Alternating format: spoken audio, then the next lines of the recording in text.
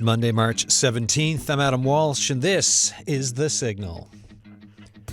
3 elections this year in Newfoundland and Labrador, municipal, provincial, federal. That means a heck of a lot of candidates. And here's what we're asking today. What do women face when running for politics or jobs in the public eye? How is the experience different?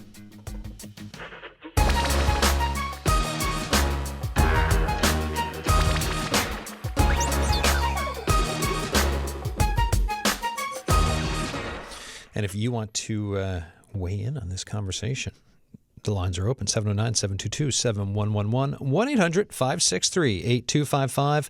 Text us, 709-327-8206, the signal at cbc.ca.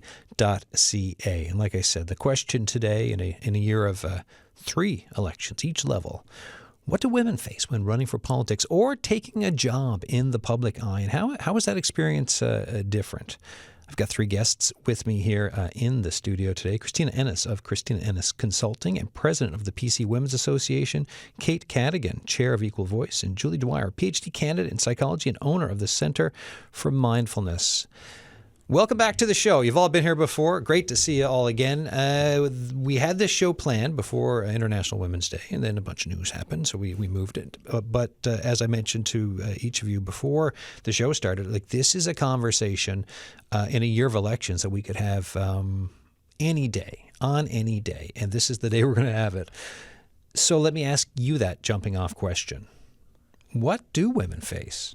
I know we could spend a whole hour just talking about it, but for a shorter answer, first thoughts, what do women face when running for politics or jumping out into a job that will be front-facing in the public eye? Kate, what do you think? Yeah, women may face many things that men also may face, but at a different level. Yeah. For example, if we're talking about politics, financial barriers can certainly be a challenge. You also look at other systemic barriers and societal expectations of maybe being a mother and having children and work at home, those kinds of things. And women also face a different set of internal barriers. So how we as women understand what we're capable of, that can be a huge obstacle considering what we've seen in the past in politics where it's been mostly male-dominated. Kristina, what about yourself? I think that, there's a lot of different challenges that women face, like Kate just said, I think just to a different degree. And even if you are a woman on social media who might not be involved in advocacy, maybe publicly or for work, when you switch over to kind of representing yourself in a different way, that can also very much change. For example, Instagram is everybody's literal highlight reel. It's very different when you start posting not just your supper or your dog or your friends, and you start talking about real issues that are having real impacts to everyone kind of in your community. Julie, how you doing? I'm great. How are you doing? I'm doing good. It's Monday, and apparently it's St. Patrick's Day. There were green lights when I came into the studio, so they're off now. What do you think about that question? Yeah, I think it's a great question. Whether we're talking about politics in particular, or maybe just public-facing jobs, or being in the public eye in any capacity as a woman or a gender-diverse person, I think that generally speaking, we're held to a different standard. I typically have come from a male-dominated field through, over 10 years in academia and science and research. And, often I think that I could be labeled perhaps aggressive for something that a man might be called assertive for having that same opinion, or this kind of bossy versus being a leader. And I think that politics in particular, even if we look at the recent American presidential campaign, the way the woman candidate was held to, such a different standard and criticized for so much that perhaps Trump wasn't. Yeah, right. So there's there are many levels to what we can talk about for this show today. And folks, so you heard the opening salvo for the conversation there, right? And that's the question for today. What do women, gender diverse folks face when running for politics or jobs we're trying to get jobs in the public eye? How is the experience different? And what does that mean, right? What does that mean for us? 709-722-7111, 1-800-563-8255. You can text us, 709-327-8206. Emails, thesignal@cbc.ca. Kate, talk to us about Equal Voice and just the work that you do with it and why it's important. Absolutely. So Equal Voice is a not-for-profit organization. We have a local chapter that we operate underneath kind of a national branch. We work to promote women and gender diverse individuals in all levels of politics. So this conversation is certainly up our alley. And we do a lot of research around some of these barriers that women and gender diverse individuals face when kind of considering putting their name forward. And then also once their name is kind of in that ring and maybe once they're elected as well. And we also offer educational programming to women and gender diverse people who might be interested in getting involved and just kind of need that little bit of a kickstart to get some foundational understanding of how they might see themselves in politics. So what's some of the recent work you've been doing? Yeah, so we've certainly been busy with 3 elections coming up. We had an event back in January, which was a massive success. It was called Don't Get Mad, Get Organized. And we gathered over 100 women and gender diverse individuals at the St. John's Farmers Market to talk about ways that we can take our community action and turn it into political action. So what I see in our community, at least, and across the province and even the country, is we have so many capable, intelligent women who are already making big change. And how can we take those things that we're passionate about and translate them into politics? And that's one way that, we already have women doing great things. So it's just about kind of translating that into the political world where we're needed. So then what are some of those steps and what came out of that discussion? Yeah, it was a fantastic discussion. We had 2 panels of community leaders and then political leaders.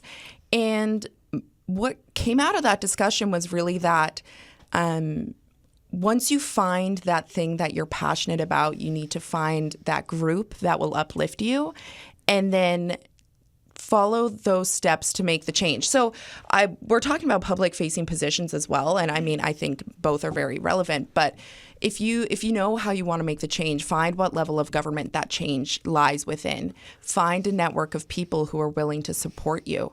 Learn more about the other issues at that level, and then really, figure out how to run a campaign and put your name forward. Yeah. Kristina, when you ran before, what was the thought process like for you when you're thinking of throwing your hat into the ring? Now, as someone who has been using social media personally for quite a long time, I was probably less worried maybe than others maybe experienced, but there are a lot of candidates that I've met through Equal Voice. I participate in campaign school pretty regularly for the finance module, and people are so afraid of just getting trapped in a cycle of, bullying or harassment by folks online. There are known public accounts on certain platforms that are anonymous that many people in the province know of, and people are genuinely afraid to engage in political discourse about issues that matter for fear of those anonymous accounts just wreaking havoc on their lives. Yeah, and it's driving people away. Anonymous and also times not anonymous too, right? Like the range, it's from the bot. So you've got bots, which who knows where it's from. And then there's like some local trolls who are like, I think this might be an actual human being. And then there's people who are can be just downright nasty on social media. So you're hearing that. What's the advice then for, because that fear is real. What's the advice for saying, but there's such benefit in having your voice as part of our community and part of our democracy and for where things are going?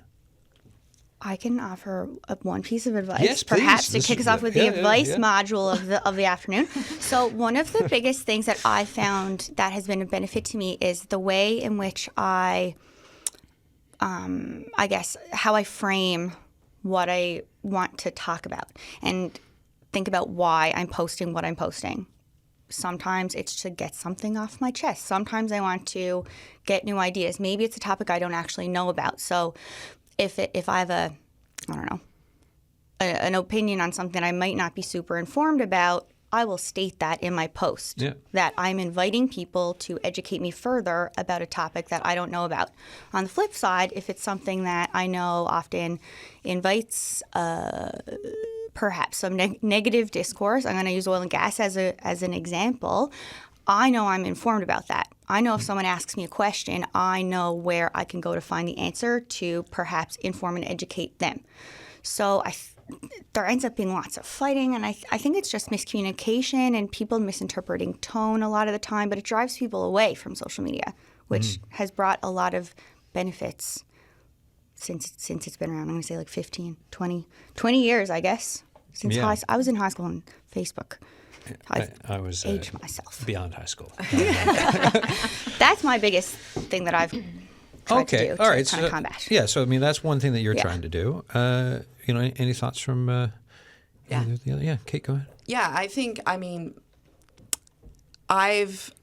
social media has always been a thing in my life. Like you're a university student. Yeah, I'm a university student, and it's really hard to escape it. And growing up in it, it's something that we've gotten used to using, as Kristina said, as a platform, whether it's to vent, seek more information, just chat. And I think that's all great. One thing that I'm not super active on social media when it comes to politics, and that's been a choice that I've made so far out of, fear. But I think one thing that I always remind myself if I'm posting about something political or even not, that you are always the people who disagree are always going to be louder than the ones who agree and support you. So you might have, a couple bots or trolls, whatever you want to call them, coming at you for a tweet or a post on X that you've made. And that sound is always going to overwhelm those who agree with you and support you. So that's something I always try to keep in mind, is that, those one or two voices, they might be louder, but they're not stronger than those who are on your side. And even if they're not on your side, those who are being at least respectful of your opinions and what you have to say.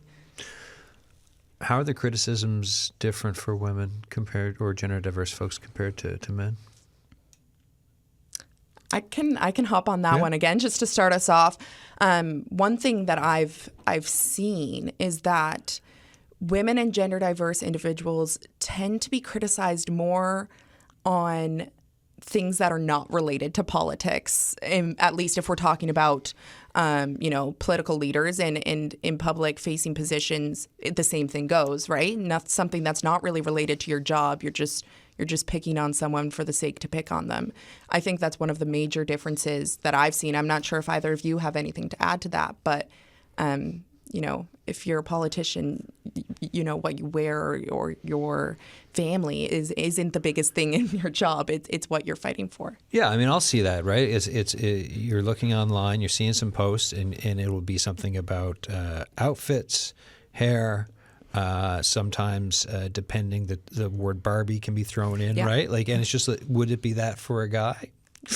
Probably not. Right. So, can I ask Julie a question? Yes. You're allowed. So, Julie, in academia, which of course is very different than politics, I've heard a lot about the research that you're doing. I know you work with a lot of men.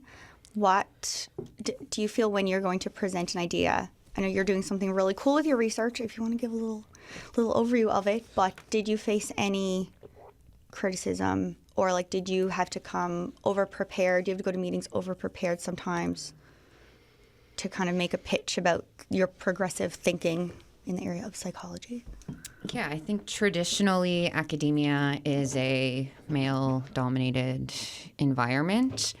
I also think it's sort of a competitive, cutthroat environment in many ways, and having been sort of in this world for 12 or 15 years now, I have learned that sometimes, it takes me a bit of extra preparation than it might take perhaps male peer to make the same point across, or I might think extra hard about what outfit I'm wearing that day. For example, when I defended my comps exam last year, I had four, and they're all lovely people, but four male, I guess, like advisors, an examiner, and a chair, and it was such a completion of work that I had worked on for, many, many months. It was a real milestone in my research. But I remember thinking, should I wear pants or should I wear a skirt?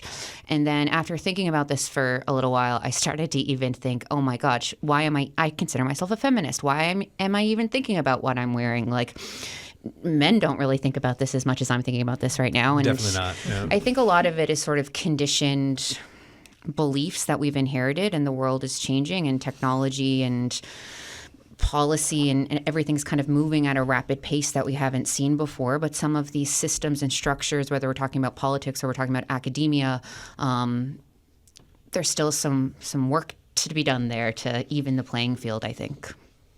And you mentioned work needs to be done, but we're at a time south of the border, massive EDI backlash, right? To the point, and backlash isn't even the right word, right? Cutting and getting rid of anything attached to EDI and from universities, government positions, everything else. And then there's a spillover here. The new cabinet from Prime Minister Carney, 11 women out of 24, so it's not gender balanced like the previous one was. And I'm not putting all those things together, but I'm just stating different things that are out there in the world right now. Yep. What are all of your thoughts on this moment that we're in, if we're talking about what women face entering politics, the public eye, and progress that's been made over the years, and where we are right now?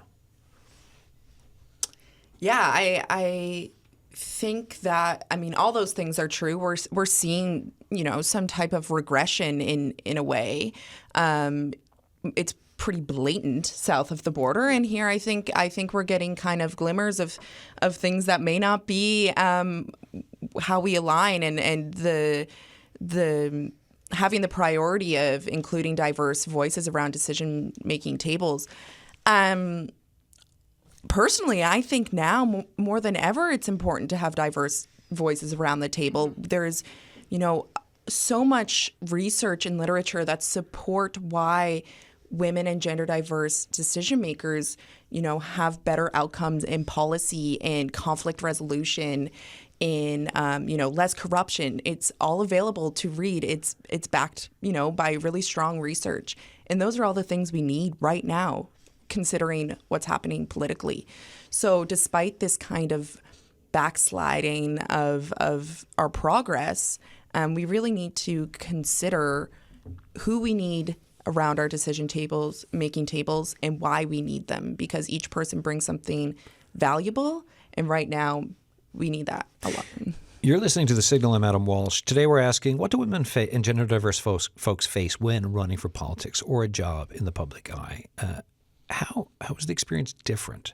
709-722-7111, 1-800-563-8255. You can text us, 709-327-8206. Emails thesignal@cbc.ca. Joining us on the line is St. John's Deputy Mayor Sheila O'Leary. Hi, how you doing? Hi, thanks so much for having me amongst this fabulous group and a great conversation. Thank you. Thanks for agreeing to come on the show, Deputy Mayor. That first question, what do women face or when running for politics or being out front and center in the public eye? You've been in the public eye for years. What are your and I know it's like, Adam, how long do you have? But what are your general thoughts on that? Oh, boy. Well, I ran and was successful in 2009. So I've had about almost 14 years now, cumulative, on city council. And I will tell you that there have been massive changes that have happened during that time. course, in 2016, when I was reelected in a by-election, I was the only woman on that council at the time, and it does change the conversation when we don't have diversity around the table. So I love the conversation that's certainly been had. I was a former co-chair for Equal Voice NL in the early years. And, we talk about this, social media thing, because it does make you vulnerable, but there's a vulnerability in just putting yourself forward, period. And one of the things that really bothers me is this whole thick skin adage that keeps on getting thrown out about how we have to have a thick skin. Well, I myself, yes, I certainly have had to learn how to manage all kinds of feedback. And you have to do that when you're in an elected position. But of course, the bottom line is it has to be respectful. And the City of St. John's has certainly developed a policy, positive, respectful workplace policy. And, we've seen a lot of changes, both internal and external. But social media it's a different ball of wax. And you have to figure out how you're going to manage that. And for me, when it was Twitter, pre-X, it was one of the major sources of stress for me. You'd get the vitriol coming at you from all kinds of sources, sometimes, anonymous individuals. And it really took you away from the job that you were elected to do. You spent a lot of time worrying, sleepless nights and things like that, trying to manage because you want to serve the public. You want to do a good job. But there are still a number of barriers there, and social media certainly heighten that. And one of the things recently that I did in lieu of the changing tides that are happening with our south of the border neighbors was put forward a motion for City of St. John's to consider closing the city's X account because we're seeing so much vitriol through that medium. And I actually got off of it before, as soon as Elon Musk actually purchased it. It was a perfect excuse for me to steer away from it because it was taking me away from my job, taking me away from serving the public that have elected me to represent their needs. But it all has to be done in a respectful way. And the other thing that I wanted to comment on that I heard was I love that reference to the aggressive versus assertive. People know that I have a big voice in community. Anybody who knows, me, I've certainly put myself forward in lots of ways. But, women oftentimes will get tagged as being aggressors if they speak out or they do have certain particular actions. Whereas, it's really about assertiveness, and you have to be assertive if you're going to be in this role, and you have to develop those skills, and a lot of it is work in progress. So these are some of the things that certainly come to mind, but that idea that you have to have a thick skin, I think you actually have to care. Yeah. I think you have to care and figure out how the mode that you're going to use that in order to represent the people that are, you're there to serve. I was going to ask for advice for folks getting into, for young women thinking about getting into politics. So, that's one bit there, right? The care point. Yeah. What about when it comes to navigating, whether it's the online offensiveness and aggressiveness from anonymous or known folks who go far over the line, or just sometimes who you run into through the job, whether it's internally or out and about in the community? What advice do you have for people who are thinking of throwing their hats into the ring? Well, first of all, find your people. Yeah. Allies don't just come as women and gender diverse people. We also have allies in men. And I think it's really important that you find your community. There's organizations, of course, like Equal Voice and Equal Voice NL, who do fantastic work in community to try to bring people together to empower women and gender diverse people, and supported by men to see women thrive and have diverse voices at, whether or not it's in the council chambers, the House of Assembly, or in Parliament. So that's extremely important. That's the number one thing. There's a whole number of other things that if you're running a campaign, in terms of a campaign school kind of knowledge about how to raise money, to get a campaign manager and all those things. That's a little bit more bricks and mortar. But really, if you're going to put yourself forward to be a voice for people in the community. You really just have to center yourself about, why am I doing this? I have a strong voice. I see things in the community that I'd like to see changed. I know I hear it from my friends, neighbors, family. I just really want to get in there so that I can try to make some change happen. And, the reality is that you'll get in and you'll realize that, you can't make change as fast as you would like to.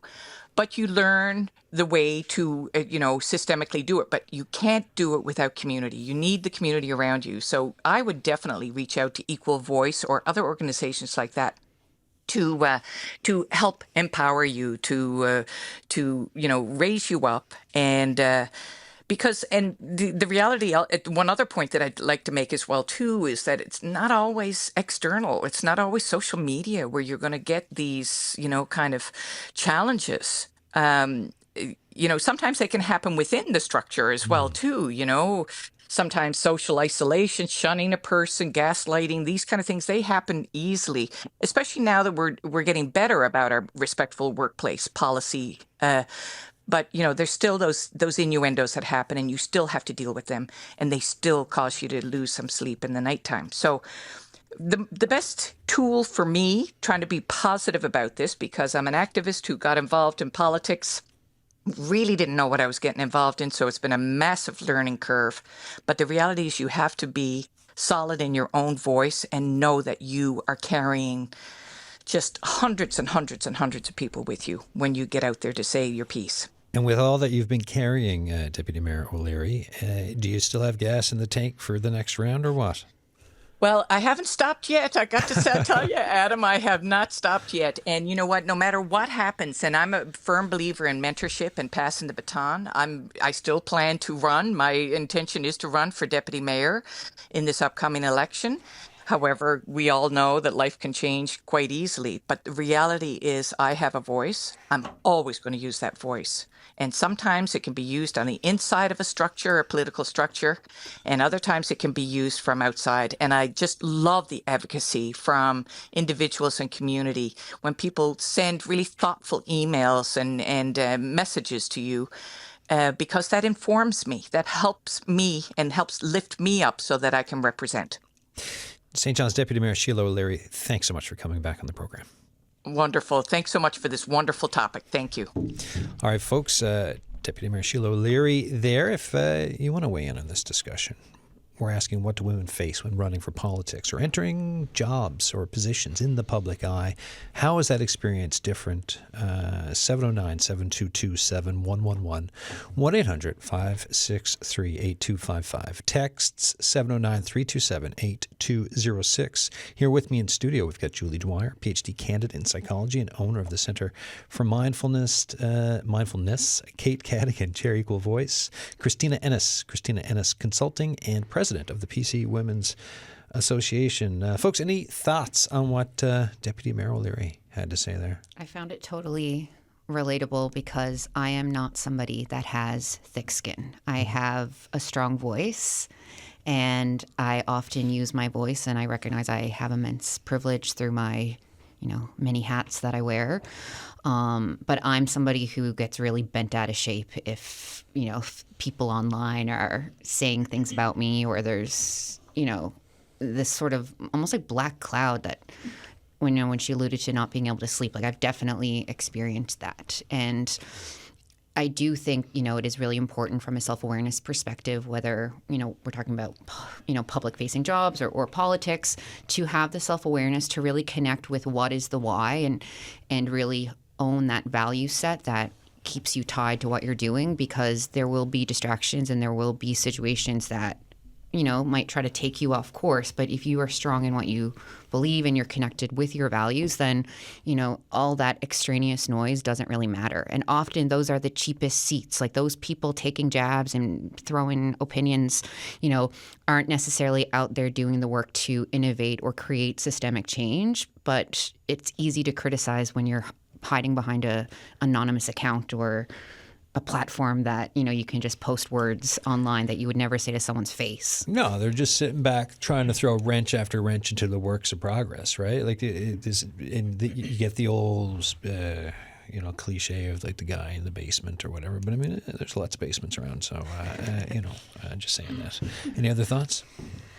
I have a bunch of thoughts. Okay, so good. I'll This is try why and you're neatly here. wrap them and tie them in a little bow. Okay, so prior to Sheila coming on there, which was excellent. I thank you, Sheila, for coming on and saying all that you did. And she's one of those people who I absolutely look up to as a woman engaged in politics. There's a very small collection of women who have been elected in Newfoundland and Labrador at the municipal, provincial, and federal level, and I feel like candidates as well. It's not a very big club of those of us who have put our names forward and kind of done that. But kind of going back to, you mentioned, there's 3 elections this year for all levels of government in Newfoundland and Labrador, which is immense change regardless, even if everything was all status quo in the world. But if we look at what's been going on and the value add that diverse teams can bring, it would be amazing if we could stop specifically talking about gender at some point and not have to be having these conversations over and over again. Research shows that diverse teams are more productive. They have better outcomes financially. Organizations with more than 30% women representation, which I will note is not 50% like the actual world, outperform other companies financially in particular.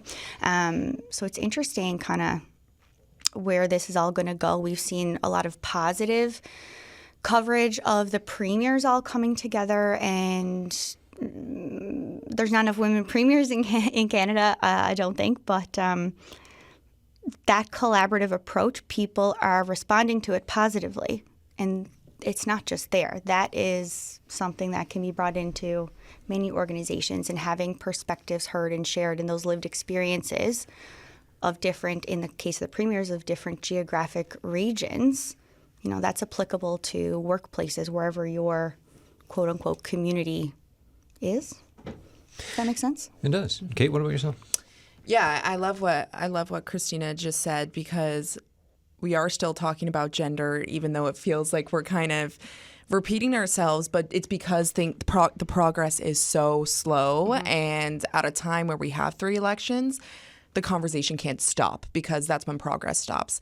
One thing that Sheila mentioned that I really like is the value of allyship moving into public-facing positions or politics specifically. Like, for example, if you're running an election and you're going to be entering a male-dominated workplace, you need to make sure that those men who you are surrounding yourself with are supportive of not only you as a politician or in your role, whatever that role may be, but also as a person, and really see the value that you can bring. And I believe that, this journey to better representation and see more women in public-facing roles, it can't be done without support of our male allies. And there are so many men who are so supportive of this mission and want to see the change that we all sitting around this table want to see. So it's about kind of joining hands and fighting that fight together, because we can't do it without them. And it will be especially important as we continue through these elections, I think. Do you ever worry there can be setbacks and things can regress? Absolutely. I think it's normal to worry, and I think some of these conversations we're having are changing, especially considering the political landscape. Do I think I would be as worried as I am now if the world wasn't as chaotic? Probably not. But it feels sometimes when, there's a lot of political unrest or, the tides are changing, this can be an afterthought maybe. Some might say there's bigger fish to fry. And I just hope that this kind of the priority of getting more diverse voices around the table is kind of carried with us as we solve these major issues and face these challenges. So what's the view from campus like? Because I'll look at look online, and what I'm about to say, like there's left, center, right, like what we would consider in Canada just the normal political spectrum. But then there's further.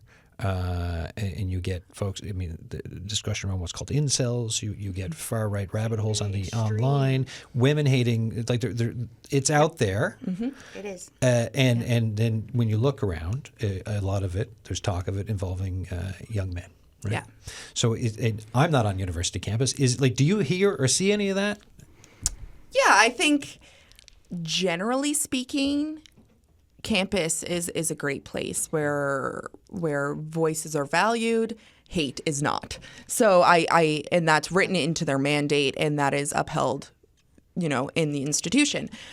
However, there are going to be people everywhere, whether it's on campus, in your workplace, in your family, who are on either extreme, right? And that can be particularly difficult to manage and confront. I've dealt with it, as I'm sure our other guests have dealt with it as well. I think generally speaking, though, students that I see and that I interact with are fairly progressive and want to see the best change for all. Anyone else with thoughts on that? I teach undergrad, and I've been teaching undergrad for a few years now, and generally, I would agree that campuses are a pretty progressive place.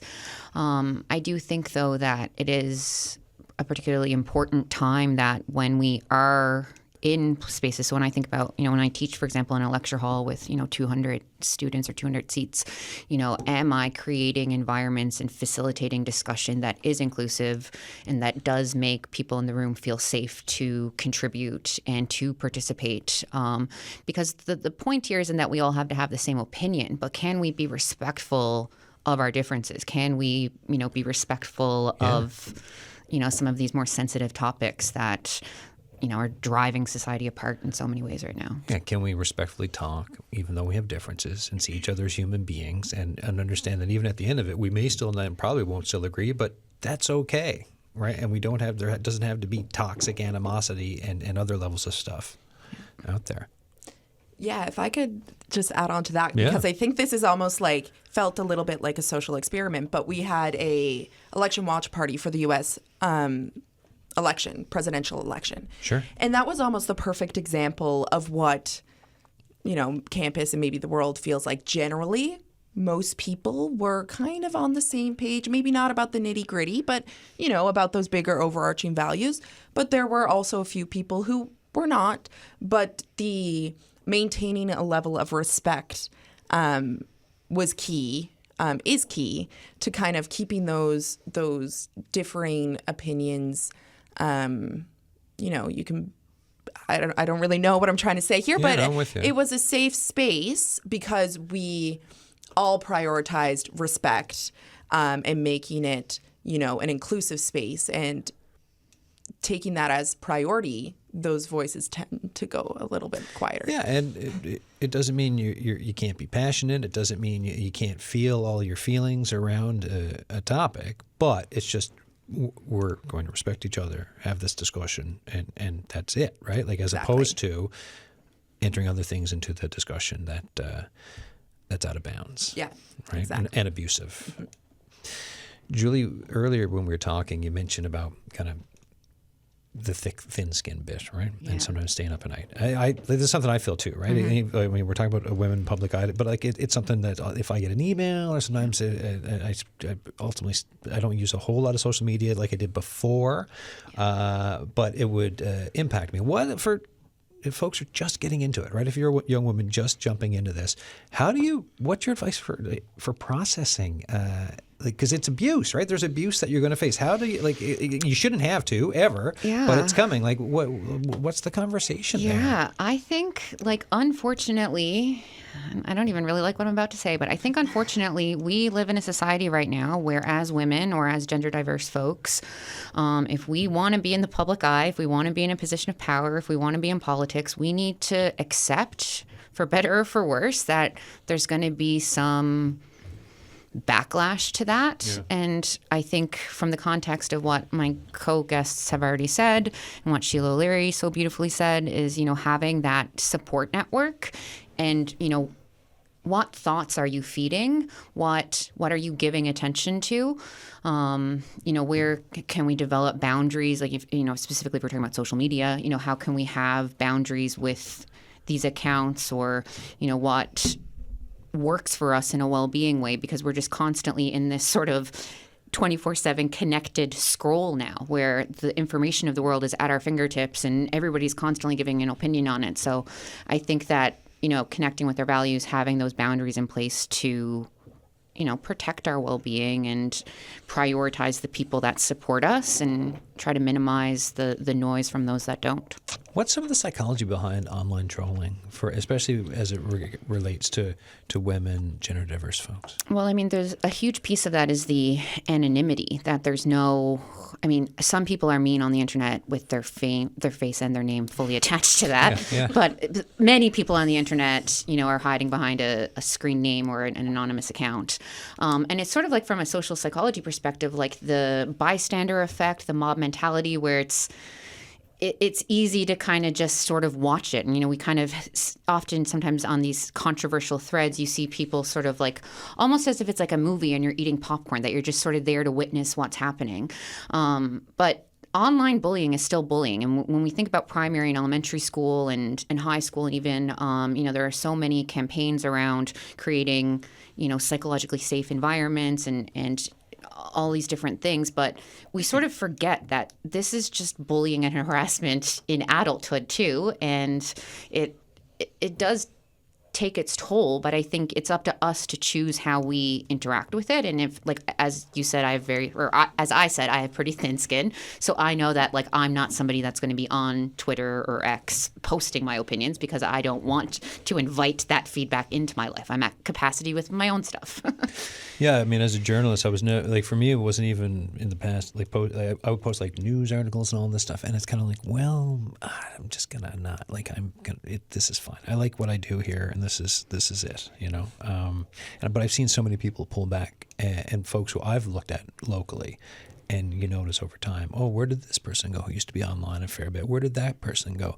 And the bit for me, when we're talking about building community, strengthening democracy, I wonder how much of a cooling effect, or how much of an effect it can have of and Kristina, you mentioned this earlier, the worry around what people will face with some of that abuse, and then how many people, good people, great people, it stops from entering the political arena. What do you think? I can't begin to imagine how many people it stops from engaging. Like, it's not uncommon to receive like an inbox message or a text or a whatever from someone individually saying, I don't want to respond to you publicly because so-and-so or someone might not agree with me.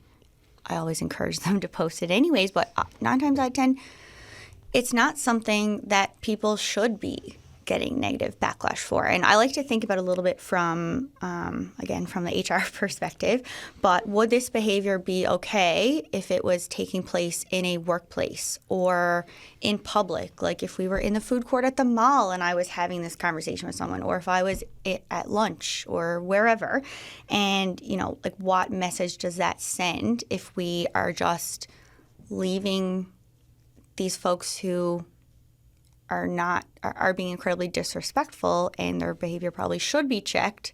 Unfortunately, we're not at work. Can't send you to HR or what have you. But, like, what does that message send by just ignoring it? And just, like, I don't love just blocking people, because I don't want to just shut people out, because maybe they don't know as much about a certain topic and might need some more information. What if you know, though, that they're not a legitimate actor, right? If they're coming at you on something. It's been interesting. I've started kind of going into folks' profiles when I do see whether it's a reply to myself or someone else, and kind of see what else are they replying to and what are they posting about. And the number of accounts that are just constantly reposting American news and then causing chaos in the replies that for no specific reason, like, if someone local is advocating for a particular cause, and that just simply there's no rhyme or reason really to what's happening. And those are the ones that you just, we'll just ignore these. These aren't real people in some capacity. Right. Kate, Yeah. what do you think? Yeah, I think women and gender diverse individuals don't always recognize even that this kind of online harassment and abuse is the thing that is stopping them. Because from a young age, at least for younger individuals, we've witnessed it, we see it, we've been conditioned to understand that that is just the way that it is. So I think there are a lot of folks who haven't even given it a second thought because they see the kind of negative discourse that's happening online and haven't even considered putting themselves forward, for a public-facing role or to be in politics. And then you get one step further, and those who know that's what they want to do, like, I want to make change and I'm going to run for this party or whatever it may be, that's another level where it can be a factor. So I think we can't just look at it as like, okay, this is the reason I'm going to put my name forward or not. I think it's also a huge factor in any kind of engagement because it's not really appealing. Like it's watching like a dumpster fire. I don't. A literal dumpster. Yeah, That's like, what it feels exactly. So even before you think you could put your name forward, I think it's a massive deterrence for anybody, but particularly women and gender diverse individuals. Yeah. What's the deterrent? Well, a lot of how society is right now is actually it. It's like if we're talking social media, that's not its own separate thing removed from society. That's folks who are all involved. So, and we've talked about this through the show too, especially earlier on. But if we're paving the way then for progress, and if trying to prevent things from tipping back with groups like Equal Voice and others in a year of 3 elections, what types of things do you think can help for encouraging folks, women, gender diverse people, to run for politics, to be involved with the public, and to make it easier or less harmful or just a better ecosystem and environment for doing it? I can start with one. Yeah. I think in general, becoming more informed about this topic would go really far, just in society in general. I'll give you an example. You mentioned this week the federal government, the portfolios for disabilities and women and gender equality as standalone portfolios were eliminated. And it can be really easy to be like, oh, I don't care about those anyways. It doesn't matter. However, if you take a moment and think about what that actually impacts, I'll give you 2 examples. Gender-based violence, huge issue in this country, huge issue in this province. Gender-based violence, yes, it's a justice thing, but it's a thing that the Women and Gender Equality portfolio kind of continues to work, pushing forward. Disabilities, income support, cost of living, health, support workers, that is all wrapped up. And oftentimes disability and other things get lumped into inclusion with gender, and they have different needs. And I just want to kind of highlight that around becoming more informed about why these conversations are important. Yeah, I mean, it boils it down to equity for folks, right? Yeah. And you threw in a bunch around social determinants of health too, which is, if we're looking at society, I mean, that's a big part of the conversation. Kate, what do you think? Yeah, I think so. Studies have shown that to get a woman or a gender diverse individual to run, you need to ask them 7 times. So I think start asking now. We all have people in our lives who would be great leaders. Throw it out there. If you think somebody is kind of well equipped to, be in a public facing role or be an elected politician, that's a great place to start. I also think that we need to start realizing the power that we have to help women and gender diverse candidates. I don't think it's just enough to vote anymore. I think that you need to vote and do something else to support a candidate. That can be volunteering with their campaign. That could be donating. That can be as simple as sharing a post of theirs on your own social media platform. But we are seeing women come forward. Now we need to get them elected, and we need to make it a safe space so that they want to stay. We need to start retaining these women and gender diverse individuals. Julie, what about yourself? Remind me what the question was. We're just asking about the way forward and how to pave it in a way that doesn't regress. It's a tough one. I think that we just keep showing up. Yeah.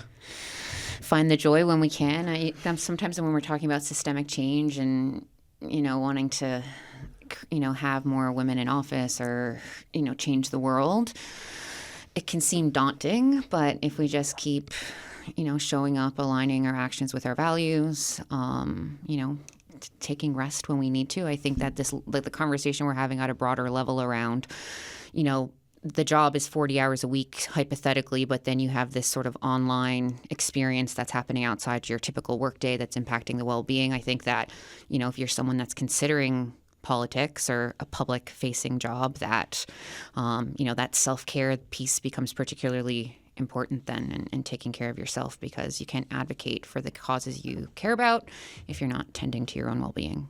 Yeah, that whole airplane and the oxygen mask thing that everyone always says. Here's a text we got from Audrey.